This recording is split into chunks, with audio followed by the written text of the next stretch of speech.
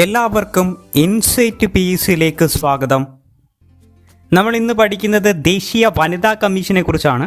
1990 ദേശീയ വനിതാ കമ്മീഷന്റെ നിയമപ്രകാരം ആദ്യ ദേശീയ വനിതാ കമ്മീഷൻ രൂപീകരിച്ചത് 1992 ജനുവരി 31. ദേശീയ വനിതാ കമ്മീഷൻ ഒരു സ്റ്റാറ്റ്യൂട്ടറി ബോഡിയാണ്, നിയമത്തിലൂടെ രൂപം കൊണ്ട സ്ഥാപനമാണ്. ഇതിൻ്റെ ആസ്ഥാനം നിർഭയ ഭവൻ ന്യൂഡൽഹിയാണ്.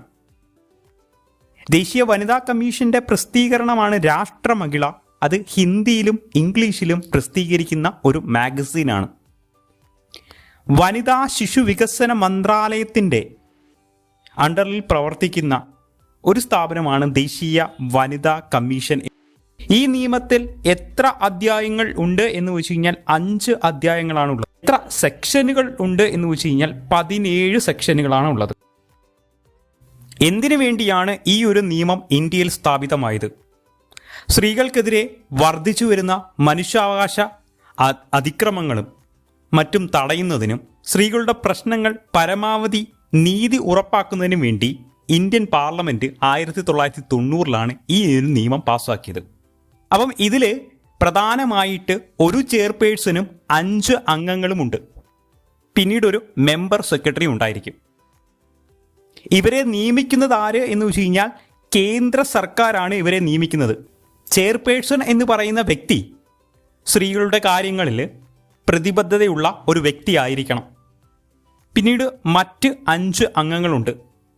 വിവിധ നിയമത്തിലോ നിയമനിർമ്മാണത്തിലോ ട്രേഡ് യൂണിയൻ പ്രസ്ഥാനത്തിലോ അല്ലെങ്കിൽ തൊഴിൽ സാധ്യത വർദ്ധിപ്പിക്കുന്ന മറ്റ് ഏതെങ്കിലും വ്യവസായ യൂണിറ്റുകളിലോ എക്സ്പീരിയൻസ് ഉള്ള വനിതകളായിരിക്കണം അല്ലെങ്കിൽ വ്യക്തികളായിരിക്കണം. അംഗങ്ങളിൽ ഒരാൾ പട്ടികജാതി പട്ടികവർഗ വിഭാഗത്തിൽപ്പെട്ടതായിരിക്കണം. അപ്പോൾ ഇവരെ നീക്കം ചെയ്യുന്നത് ആരാണ്? അതും കേന്ദ്ര സർക്കാർ തന്നെയാണ്. ഇവരെ നീക്കം ചെയ്യുന്നതും കേന്ദ്ര സർക്കാരാണ്, ഇവരെ നിയമിക്കുന്നതും കേന്ദ്ര സർക്കാരാണ്. ദേശീയ വനിതാ കമ്മീഷന്റെ ആദ്യത്തെ അധ്യക്ഷൻ ആരാണെന്ന് പഠിക്കണം. അത് ജയന്തി പട്നായിക് ആണ്. ഓർക്കുക, ദേശീയ വനിതാ കമ്മീഷന്റെ ആദ്യത്തെ അധ്യക്ഷൻ ജയന്തി പട്നായിക്കും 2 തവണ ദേശീയ വനിതാ കമ്മീഷന്റെ അധ്യക്ഷ സ്ഥാനത്തിലെത്തിയ വ്യക്തികളാണ് ഗിരിജ വ്യാസ്, രേഖ ശർമ്മ. നിലവിലെ ചെയർമാൻ വിജയകിഷോർ റഗാത്കർ ആണ്. 9ാമത്തെ ചെയർമാനാണ്. ചെയർമാൻ്റെ അംഗങ്ങളുടെയും കാലാവധി 3 വർഷം അല്ലെങ്കിൽ 65 വയസ്സുവരെയാണ്.